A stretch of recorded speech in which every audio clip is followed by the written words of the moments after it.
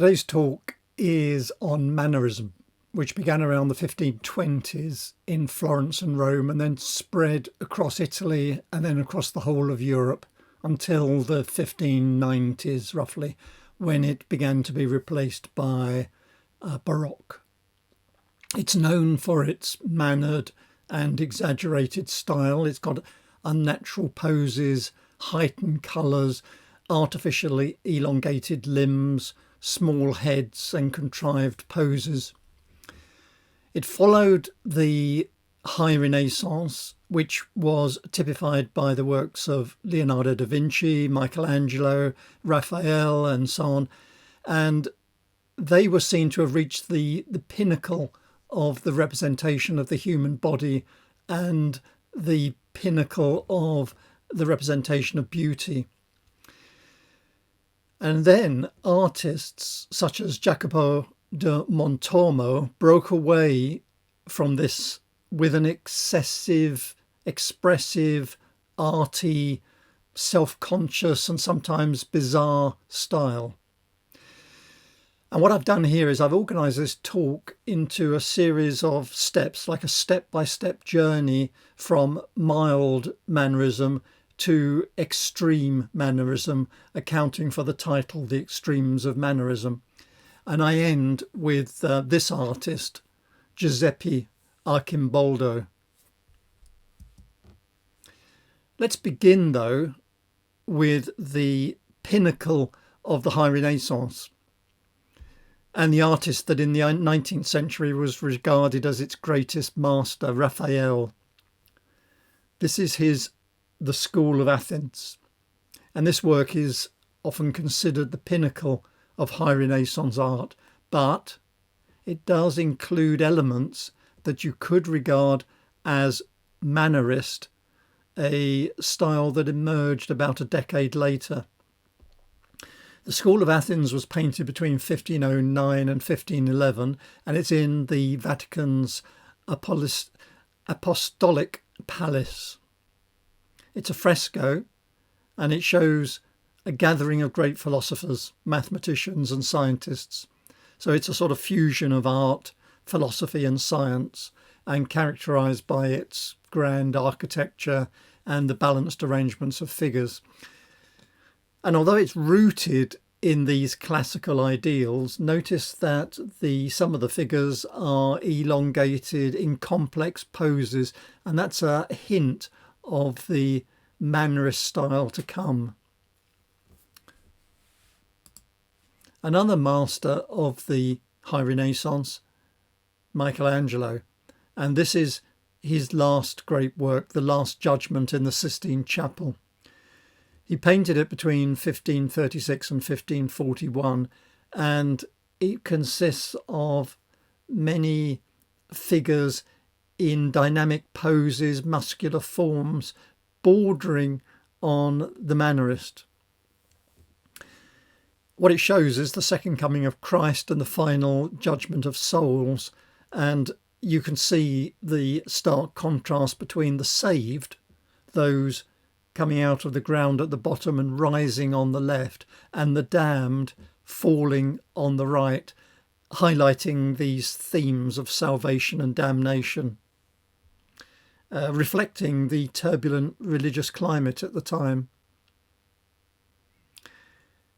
This is a close-up of the damned, and I'm showing this to show you some of the Mannerist elements, I won't say distortion, but the departure from what you might regard as the serene rationality of the Renaissance and the embracing of a more emotional and dramatic style. Also, the vibrant colours and bold contrasts give it impact. It is, in fact, one of the most studied works of art in history. And it's a theological commentary, but also an exploration of human emotion and the consequence, of course, of moral choices. Incidentally, in case you're wondering, the work was criticised at the time as being too extreme, and his assistant, Daniele da Volterra, was ordered to paint fig leaves and loincloths over some of the naked body parts, earning him the nickname of breeches maker. And then, over the centuries, more and more veils and cloths were added until in the 1980s and 90s, all of these additions were removed, except for those of Volterra, which were left because they're part of the history of the painting. Right, I mentioned Jacopo da Pontormo at the beginning as one of the earliest exponents of this Mannerist style. This is The Entombment of Christ, painted in 1525, and it's a striking example of Mannerist art, characterised by its emotional intensity, unusual colour palette. The figures are arranged in this pyramid, expressing a sense of grief as they lower Christ's body into the tomb. The poses are twisting, the forms are elongated, and this creates a sense of movement in tension, departing from the calm rationality of the earlier Renaissance works. It was painted for the Capponi Chapel in Florence, and it reflects the emotional intensity and complexity that define Mannerism. Pontormo was born in a small Tuscan town, and he was influenced by Michelangelo and Leonardo da Vinci, but what he did is he merged their styles with his own innovative approach to colour and form. You can see here the absence of a well-defined background draws attention to the figures and their expressions, heightening the emotional impact.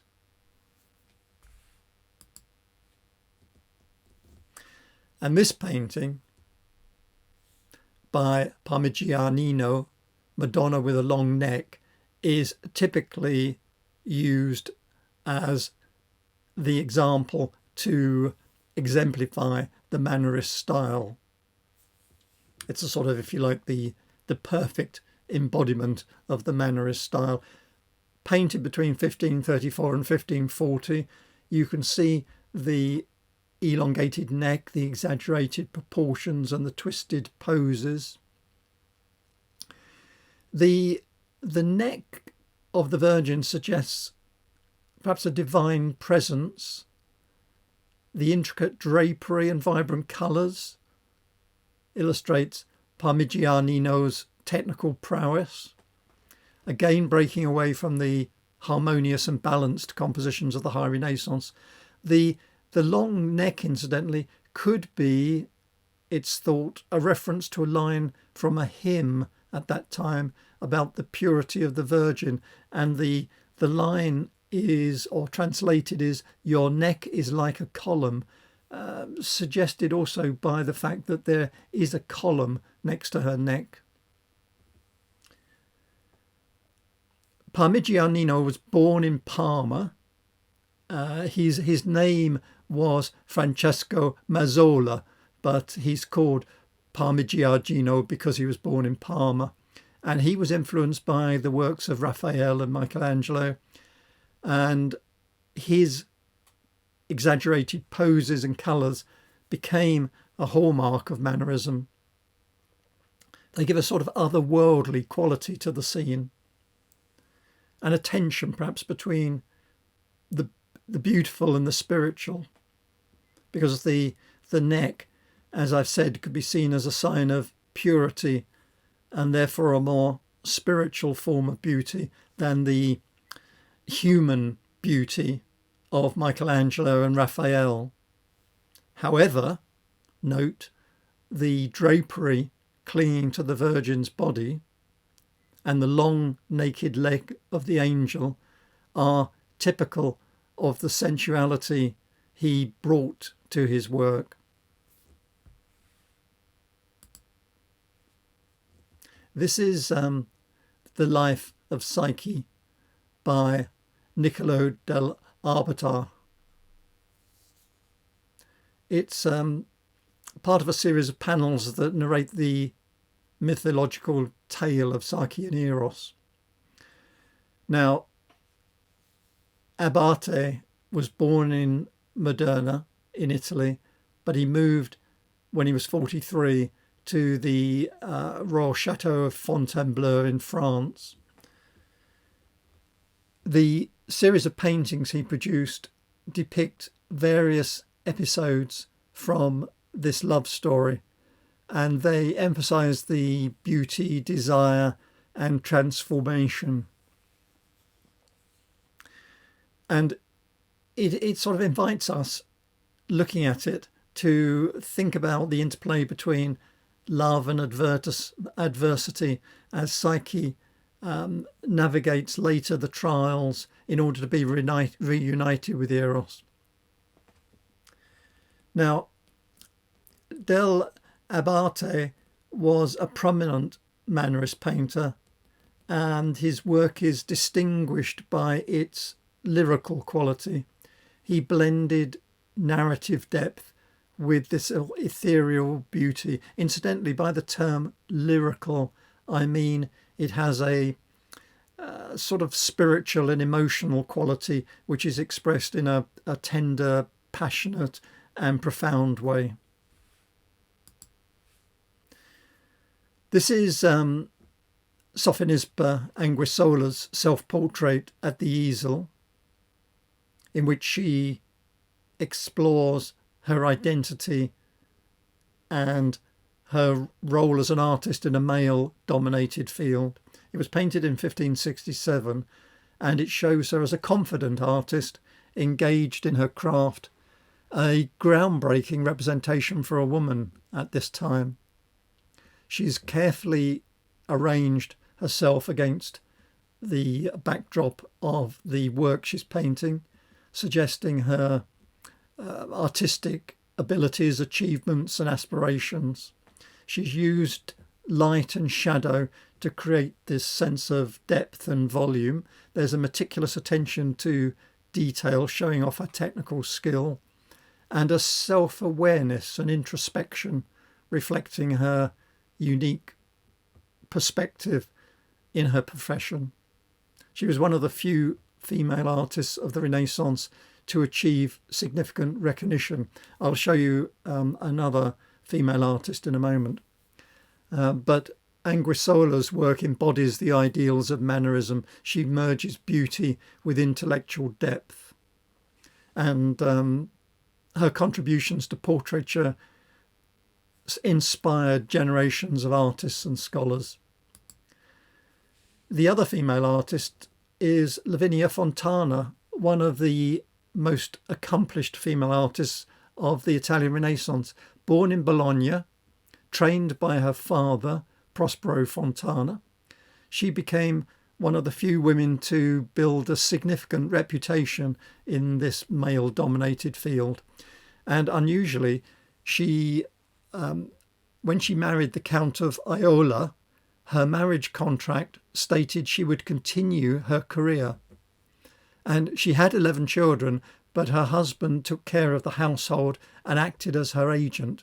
This is one of her most notable works. It's called Minerva Dressing, and shows the Roman goddess Minerva, that's the Greek goddess Athena, the goddess of wisdom and war. And she's shown in a very unusual and intimate manner. Minerva is shown at a vulnerable moment, just at the point where she has undressed in order to don her armour in preparation for battle. And this is a unique representation of Minerva, as the goddess is often shown or typically shown fully armoured and ready for war. But here, Fontana is showing her in a more personal human moment. You can see her spear and shield, you can see her helmet, and she's just picking up some drapery, but the nude figure adds a sense of vulnerability to a figure that is normally associated with strength and wisdom. Also, this is a time when female artists rarely depicted the nude female form, and male artists dominated this field, typically with eroticized figures. But this example, Fontana's Minerva, maintains her dignity and presents her both as beautiful and powerful. So it's a fine example of her ability to combine classical themes with a personal interpretation.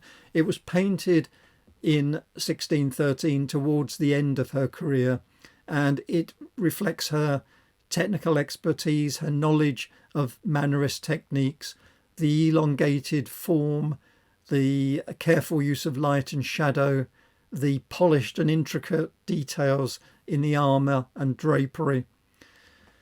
And it's one of the few mythological works created by a woman during the Renaissance, further emphasising her role in breaking gender barriers at this time.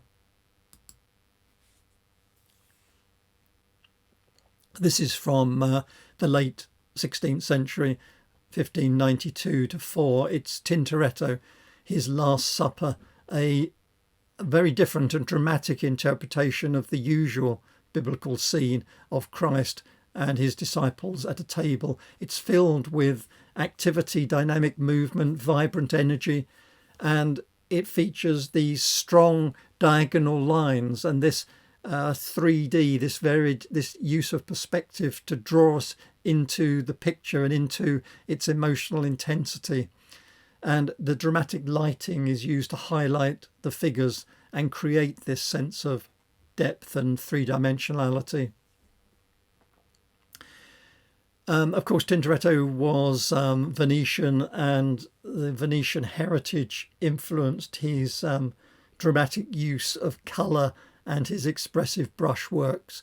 And he was Tintoretto was one of the leading artists of the Mannerist period. The crowds shown, or the crowding around the composition with overlapping figures, creates a sense of urgency and chaos which we don't normally see in representations of the Last Supper. So he's challenging traditional representations and encouraging us to experience the moment in all of its energy and dynamism, rather than just passively observing a static scene. Another, I said Mannerism started in Florence and Rome and quickly spread across Italy and then across Europe. This is a work by El Greco, The Disrobing of Christ, from 1577 to 79. What we're looking at is the moment of Christ's arrest, and the work embodies the emotional intensity and dramatic lighting of Mannerism. The elongated figures, particularly of Christ, is also another stylistic trait of Mannerism, emphasising spirituality over mere physical realism. And El Greco's use of colour and form creates a sense of movement and urgency, which contrasts with the serene expression of Christ against the agitation of the surrounding soldiers. So it's a vivid representation of the conflict between the divine and the earthly. El Greco, of course, was born in Crete, but he spent most of his life in Spain, where this distinctive style became highly influential and is typical of the Mannerist style that I've been describing. One final work, I thought I'd show you two works by El Greco. This is The Burial of the Count of Orgaz. And again, it fuses the earthly and the divine. In this case, the lower half of the canvas presents the earthly scene, mourners and the Count's body. El Greco has rendered them with realistic detail and grounded them in a naturalism. In contrast, the upper half reveals the celestial vision with angels and saints surrounding the Count's soul and emphasising the connection between the two worlds. But in the upper half, we see elongated figures, swirling drapery, a sense of movement and spirituality, again characteristic of the Mannerist style, with its vivid colours and dramatic lighting, inviting us to contemplate death, salvation and divine grace. This is Francesco Parmigianino, self-portrait in a convex mirror of 1524, an early work, which I thought I'd show you to illustrate another aspect of Mannerism, and that's distortion resulting from optical means, and in this case from the use of a convex mirror which distorts his likeness in a unique manner, and it shows the Mannerist interest in complex perspectives and exaggerated forms in comparison with the traditional notion of portraiture as an accurate representation. Parmigianino's delicate brushwork and the soft muted colours enhance the ethereal quality of this painting, which is a commentary on the nature of art and perception, inviting us to reflect on the relationship between the artist, the medium, and us, the audience. And I partly showed that in order to lead into this much better known work, Hans Holbein the Younger's The Ambassadors at the National Gallery, London. But there's a lot that could be said about this painting. It's a very complex double portrait completed in 1533. We know who the two men are. It is a double portrait. Jean de Damville and Georges de Selve, two diplomats, painted against a backdrop filled with symbolic objects.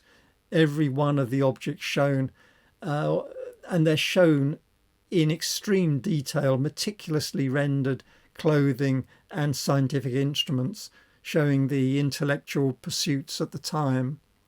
But I wanted to draw your attention, though, to the striking feature at the bottom. This, I will point to it, this feature here. You might wonder what it is, unless you've read about the painting. It's a distorted skull. It's what's called an anamorphic element, and it's a memento mori, because from a certain angle, if you stand and look at the painting from a certain angle, it transforms into this, a skull, reminding viewers of the inevitability of death. So it's a clever integration of symbolism and realism, blending the realistic detail, the beauty of the theme, with the visually distorted representation of the skull in this Mannerist manner.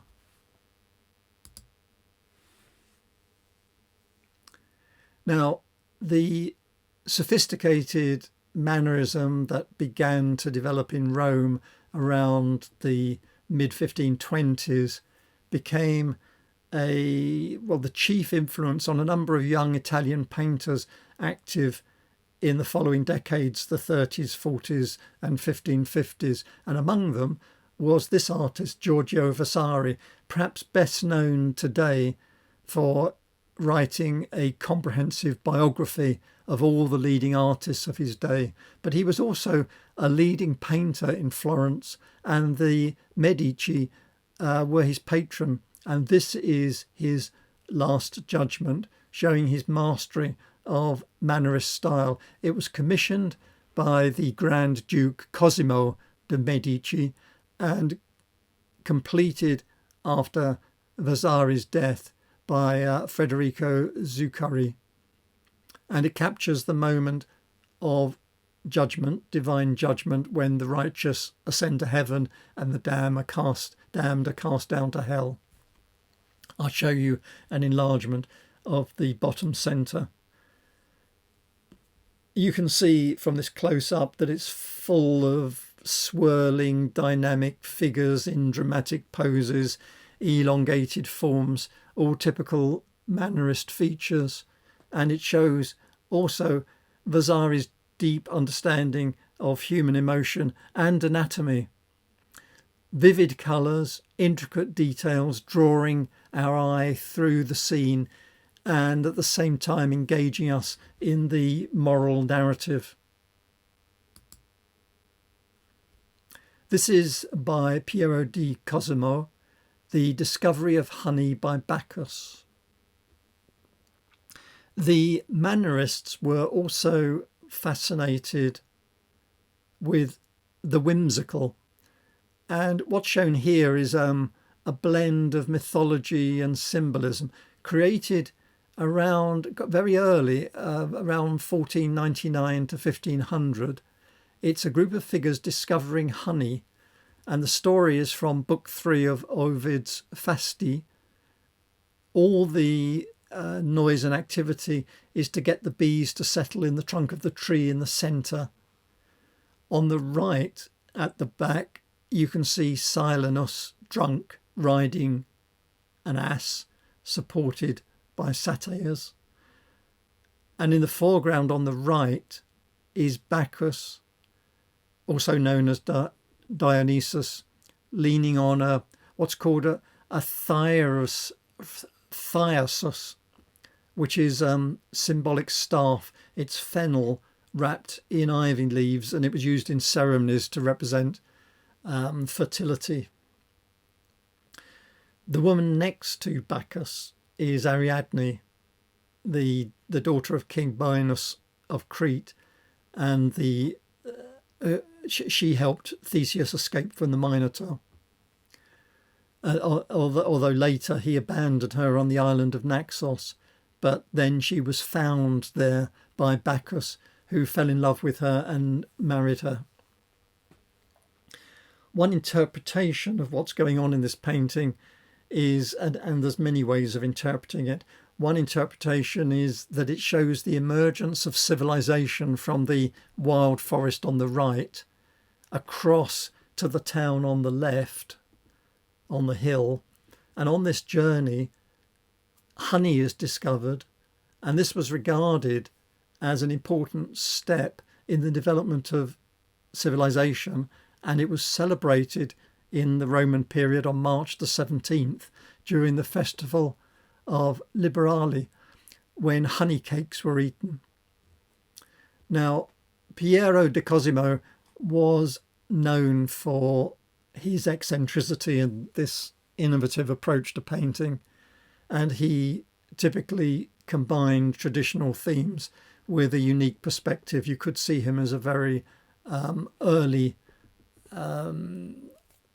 exponent of Mannerist style, which came later.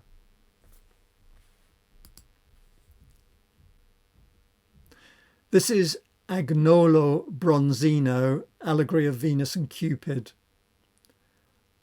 Probably the most complex painting I'm going to show you. Now,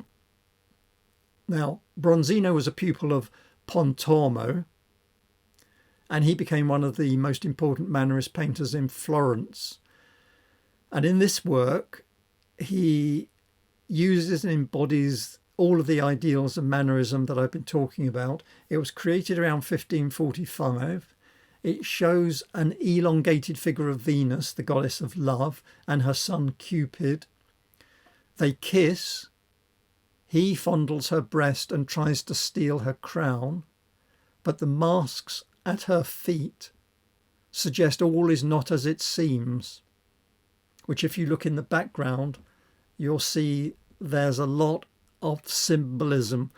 The howling figure on the left may be jealousy or despair.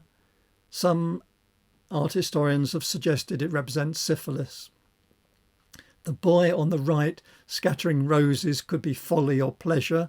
The creature behind the boy with the face of a girl could be fraud or deceit. She holds a honeycomb in one hand and the tail of a snake in the other,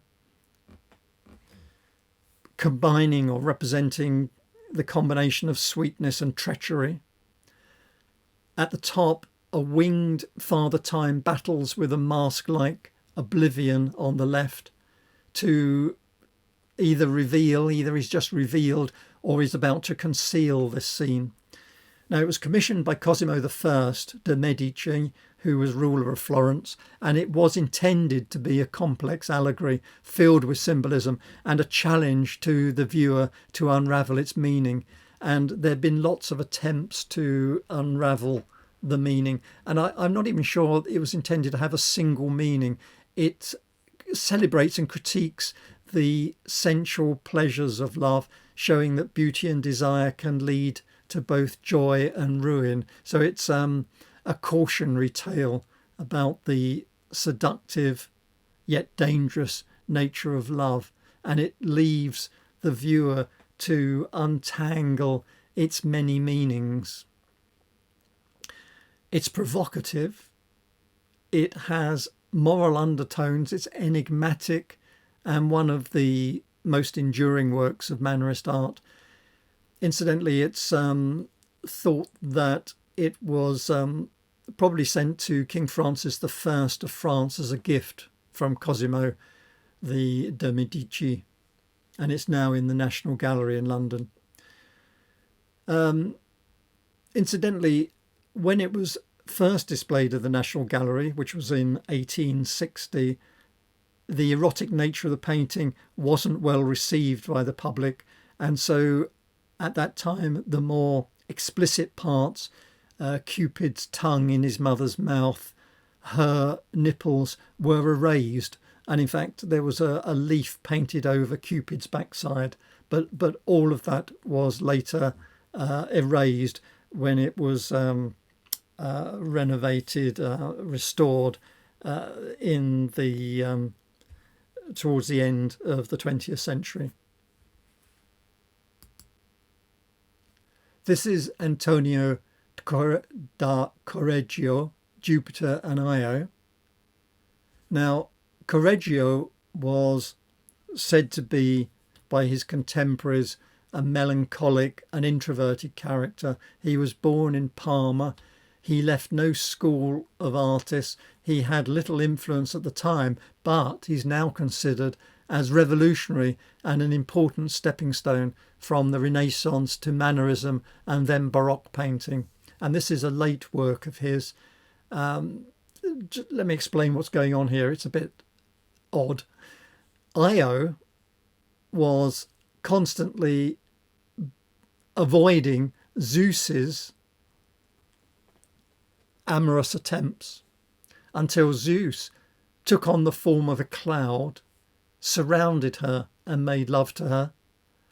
Unfortunately, his jealous wife Hera learned about this relationship and turned Io into a white cow to punish her and stop them from getting involved.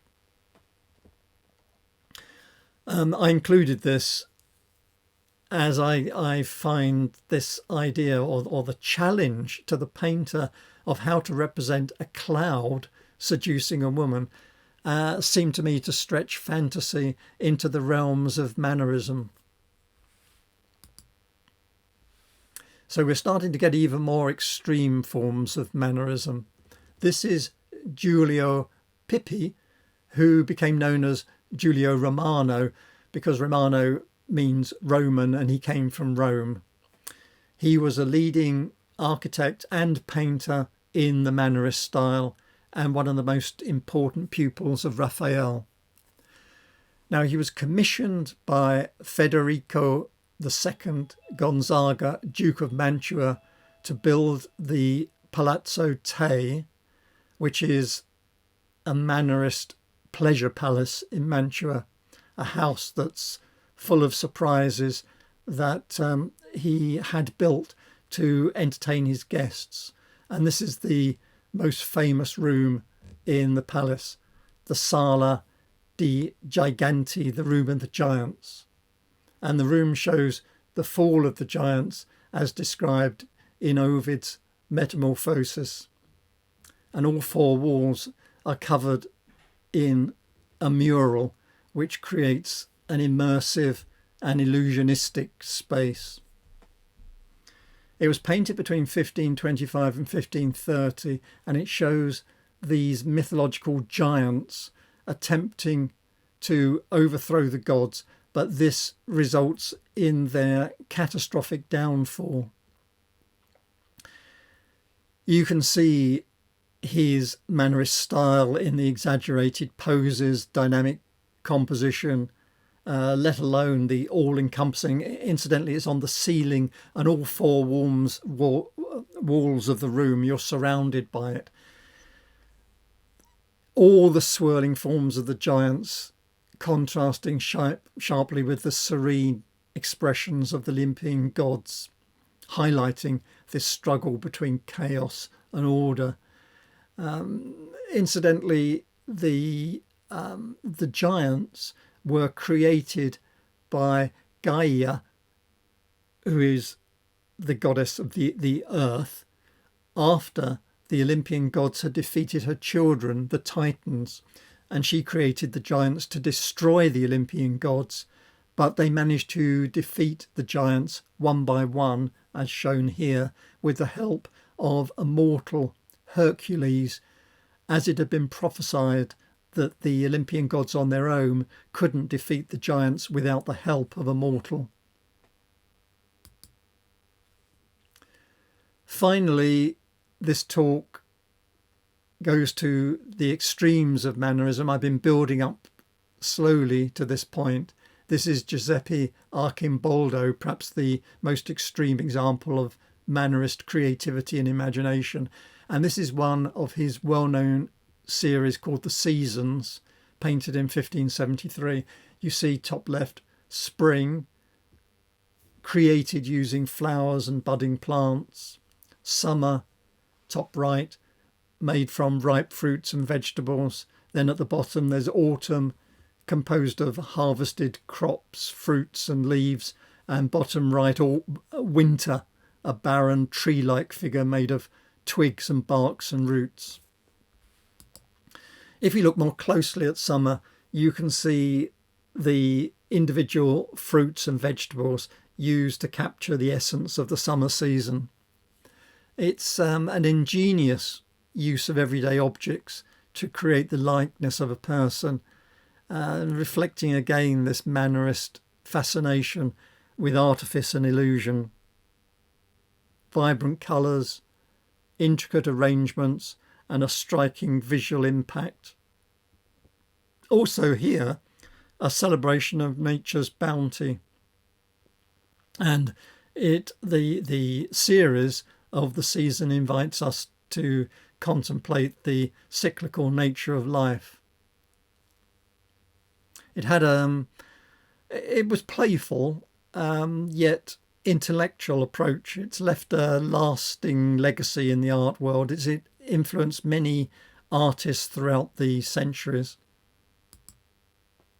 Another series, this time Arcimboldo's Elements, the Four Elements, completed in 1566. Air, top left, is composed of various birds, feathers and avian creatures.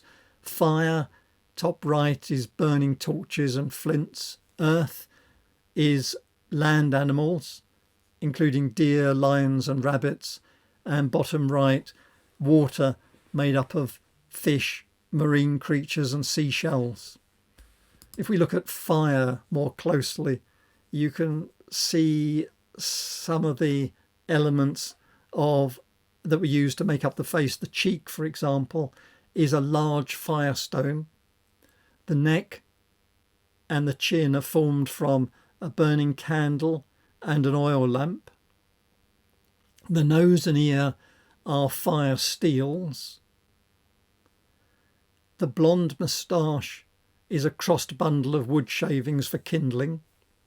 The eye is an extinguished candle stub, and the forehead is a wound-up fuse, and the hair is made up of blazing logs. And then the breast is composed of weapons, a mortar, cannon barrels, with a gunpowder shovel and a pistol barrel.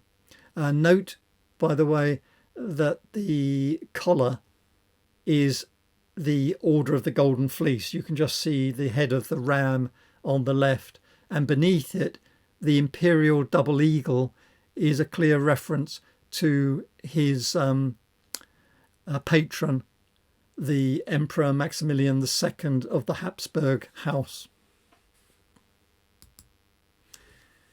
This is one of his more humorous and inventive, well-known portraits, created in 1566, a man composed entirely of books and other scholarly objects.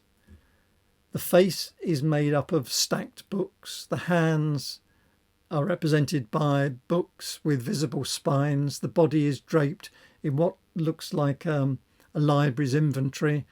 The painting has been interpreted as a sort of satirical representation of scholars and intellectuals of the time. It's playful, though.